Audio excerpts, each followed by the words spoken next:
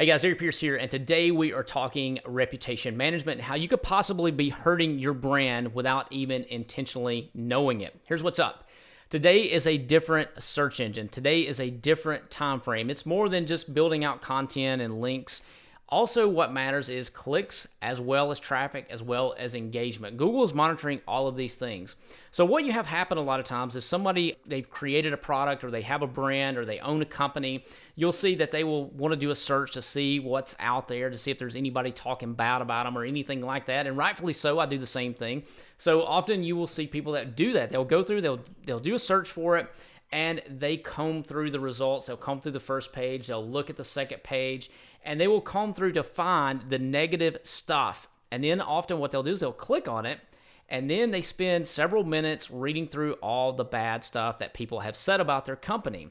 Now, what this is doing is this is signaling to Google, this is saying, hey, you went through all of these search results. You searched for your company, you searched for your brand, whatever it is, or your product that you created. You searched and you comb through all the results, and now you found the one thing that you were looking for, and this is almost like a vote for what it is that you are thinking is relative to that search that you did.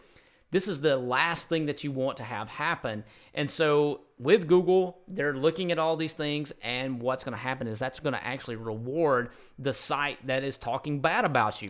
So you don't want to do that. So I have a rule, and it's DNFC. That's do not freaking click, but that's the G-rated version, right? So that is it. Do not freaking click at all. Don't do it no matter what. So if you do have some negative stuff and you're a legitimate business and you obviously want to handle these issues and you want to take care of your customers and that sort of thing, then here's what you want to do. You want to go to that website that's got the negative review. What you want to do is you want to go there and you want to do this one time, and you don't want to go back there again. What you want to do is you want to put out a prepared statement that says, hey, we take this very seriously. We take our customers very seriously. We love the community. We're committed to the community, and we admit that we made a mistake. After all, everybody makes mistakes, right? Companies make mistakes, and you basically say something along the lines of, we grew too fast, or something along those lines. That's a positive statement. And then what you want to do is you want to drop in the links to your Twitter handle, your Facebook fan page, as well as your support desk and your email address as well.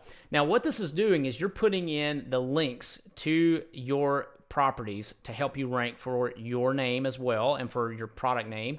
But also what this is doing is this is giving a portal for your potential customers to contact you. And you just let them know, say, hey, we are not going to be monitoring this thread any longer. We ask the moderators actually close this thread. You can reach us on any one of these channels and we will take care of you. Now, obviously, if somebody contacts you, you got to take care of them. You can't be a jerk about it and do the bad stuff that they said that you were doing. You got to take care of them. So if you drop the ball on something, then own it and take care of it and make things right, okay? So by doing that, you end the conversation at that point. You don't go back. So what will happen often is once you do that, once you make that post, you sometimes will see people come in and they'll start chiming in and they'll start commenting. And what will happen again is as the company owner or the product creator, you want to go in and you want to have this dialogue with them. Don't do that. Make the one statement and that's it. Do not reply. Tell them you're not going to reply, but do not reply ever again. Don't even go to the website ever again, because you don't want to fuel that. You don't want to get into this engagement thing with them, because what happens is, and this is another thing, when people go and they start replying to these comments and they start getting in this engagement, what that's doing is that's signaling to Google saying, hey, this page has been updated. This is a hyperactive page, and the bots come in to crawl all the new content, which is in turn is actually hurting you in the bigger scheme of things.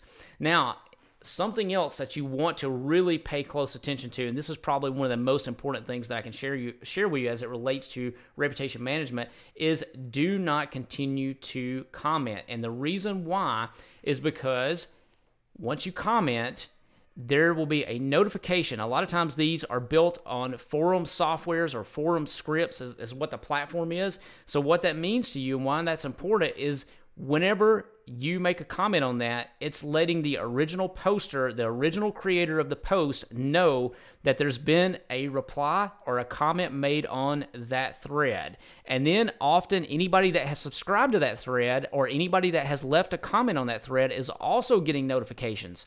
So what does that mean? That means every time you make a comment on these threads, there's getting emails automatically sent out to the original poster and anybody else that's commented and anybody else that is following that thread saying, hey, there's an update to this post. So what happens then?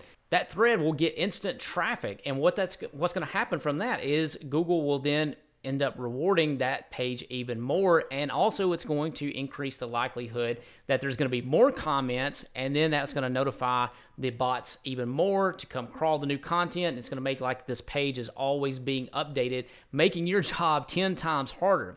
So just make the one statement and then let that be it, and then start focusing on your SEO for your other properties to end up bearing this result in the search engines. So if you are an SEOer and you found this beneficial and you are doing reputation management for someone and they're continuously doing these types of things, then please share this video with them. It's going to make your life a whole lot easier. Also, if you would like to learn how I make money from SEO, then I put out a free training webinar called the Ultimate SEO Blueprint that you can find at the link here on the page. Just click on that and that will allow you to sign up for the webinar.